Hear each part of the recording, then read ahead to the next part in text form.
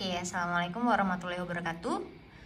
Sekarang kita masuk ke persamaan state space. Jadi yang tadi pertemuan sebelumnya itu kan materinya tentang persamaannya kalau dilaplaskan terus dimisalkan ke dalam dimodelkan ke dalam blok diagram. Nah, kalau sekarang kita masukkan modelnya itu ke dalam persamaan state space atau persamaan keadaan. Bagaimana caranya? Jadi pada bagian ini akan dibahas persamaan keadaan. Terus persamaan state space itu digunain nanti intinya buat menganalisa karakteristiknya dari sistem. Intinya cuma dua, apakah sistemnya itu bisa dikontrol atau nanti hanya cukup untuk diobserv aja atau diobservasi gitu. Maka tujuannya kita bisa lihat bagaimana model sistemnya. Nah, istilahnya yang pertama ada keadaan state atau yang kedua ada variabel keadaan. Jadi nanti yang keadaan itu nanti kita bisa melihat perilaku sistemnya itu ketika T-nya lebih besar dari T0. Atau kalau misalnya dia belum disambungkan saklarnya, nah ketika dia disambungkan ke saklarnya disambungkan, maka kita udah bisa melihat keadaan dari sistem. Nah, sedangkan variabel keadaannya itu adalah variabel-variabelnya yang nanti menentukan sistem dinamiknya tuh kayak gimana. Langsung aja nanti saya jelaskan vektor keadaan sama ruang keadaan kayak gimana. Kita masuk ke pendekatannya ya. Nah, ini nanti bentuk persamaan ordenya, nanti mengetahui apakah sistemnya orde 1 atau orde 2. Kalau sekarang orde 1 sama orde 2-nya adalah nanti diferensial orde 1 atau nanti diferensial orde 2 gitu ya. Nanti untuk inputnya itu akan kita masukkan seperti ini ke dalam persamaan x dot atau turunan pertama dari x itu akan sama dengan a x dikalikan a dikalikan x, ada matriks A, ini dalam matriks ya, matriks A dikalikan terhadap si variabel keadaan x, terus ditambahkan matriks B yang dikalikan terhadap input, ini U-nya input. Maka konsep state space-nya nanti seperti ini, x-nya x1, x2 sampai x ke n. A-nya nanti adalah bentuk matriksnya untuk menggambarkan terhadap inputnya nanti ada berapa, maka matriksnya nanti misalnya inputnya 2, variabel keadaannya 2, maka nanti A-nya itu pasti orde matriksnya adalah 2 kali 2. Terus yang B nanti matriksnya tergantung jumlah input, nanti kalau ada inputnya ada 2 berarti ya di sini tetap tergantung kolomnya nanti ada 2. Intinya sama sih, semua ordenya akan sesuai sama yang di matriks A gitu. Jadi ini tadi, nah ini tadi kan untuk menggambarkan persamaan keadaan input ya. Nah, yang ini Y sama dengan CX ini untuk menggambarkan sistem keluarannya seperti apa. Jadi ada matriks juga di sini C dikalikan terhadap X yang di sini tadi, yang menggambarkan variabel keadaan di input. Oke, nanti gambarannya jadi seperti ini. Kita langsung masuk ke sini. Nah, intinya sama. Jadi untuk sistem kontinu persamaan state space-nya ini kan xt, tadi kan x dot sama dengan ax plus bu. X dot itu x di atasnya ada titiknya. Itu tadi maksudnya adalah turunan pertama terhadap x. Jadi kan x dot itu kan sama aja dengan dxt per dt sama dengan axt plus but dalam kawasan waktu.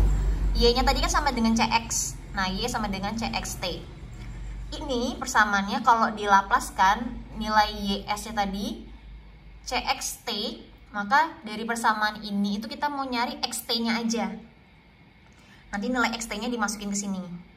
Hasilnya nanti dilaplaskan seperti ini. Nah, sekarang gimana caranya supaya dapat xt-nya tuh nilainya berapa? Yang ini. Jadi kan dari persamaan yang sebelah sini ke sini dxt per dt dikurangkan AX, ini AX-nya pindah ke samping kiri, jadi kan min AXT, sisa yang sebelah kanan kan sisa BUT ya. Nah, ini dilaplaskan, DXT itu kan SXS dikurangkan AXS, karena konstanta aja berarti kan langsung aja X. Ini kan karena turunan itu kan pasti laplasnya adalah S ya, jadi SXS dikurangkan AXS, sama dengan, ini sama semuanya konstanta BU, berarti tetap BUS. Nah, ini kan S, ini dalam bentuk matriks, maka supaya S ini kan saklar atau satu aja, komponennya cuma satu, elemennya cuma satu. Maka supaya bisa dikurangkan sama A, itu kan di sini harus dikalikan sama identitas. Kenapa? Kalau di sini matriksnya ordernya 2 kali 2, berarti kan di sini identitasnya juga sama 2 kali 2, berarti 1 0 0 1. Makanya di sini S-nya dikalikan I supaya di sini supaya kita bisa dapat X-nya aja. Karena kan kita butuhnya nyari X nih, XT sama dengan XS kan.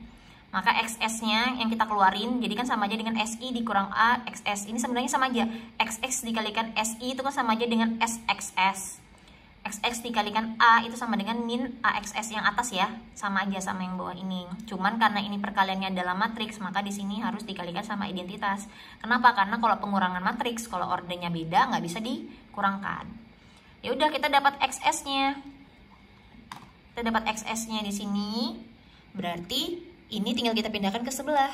Berarti XS sama dengan BU per SI min A. Nah, BU per SI min A, SI min A itu kan per. Nah, kalau kita naikkan ke atas itu kan sama aja dengan pangkat minus 1. Jadi sama dengan XS-nya sama dengan SI dikurang A inverse. Kalau pangkat min 1 kan kalau dalam matriks kan namanya inverse ya. Dikalikan B dikalikan US. Jadi mohon sekali Anda harus sudah paham matriks. Jadi Anda pelajarin lagi matriks Anda ya. Karena di sini kita full pakai matriks. Ya udah, XS-nya tadi kita dapat, kita masukkan ke sini. Y kan sama dengan CXT.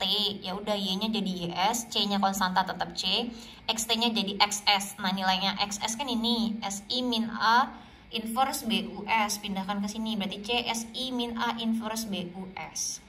Nah, GS itu kan fungsi alih. Tadi kan kita tujuannya sama, tetap mencari fungsi alih. Rumusnya kan adalah output per input. Nah, ini YS, ini US udah ada, tinggal US-nya pindahkan ke sebelah, berarti YS per US itu kan sisa CSI min A inverse dikalikan B. Makanya di sini CSI min A inverse dikalikan B. SI min A inverse itu sama aja dengan adjoinnya dari SI dikurangkan A dibagi dengan determinan dari SI dikurang A dikalikan B. Oke, ini turunannya ini ya. Jadi nanti jangan ada yang nanya SI min A inverse kok artinya ini. Inverse itu kan inverse itu kan rumusnya adalah seperdeterminan dari matriksnya dikalikan sama adjoin matriks itu tadi. Maka kalau kita jabarkan jadinya adjoin SI min A dibagi determinan SI min A.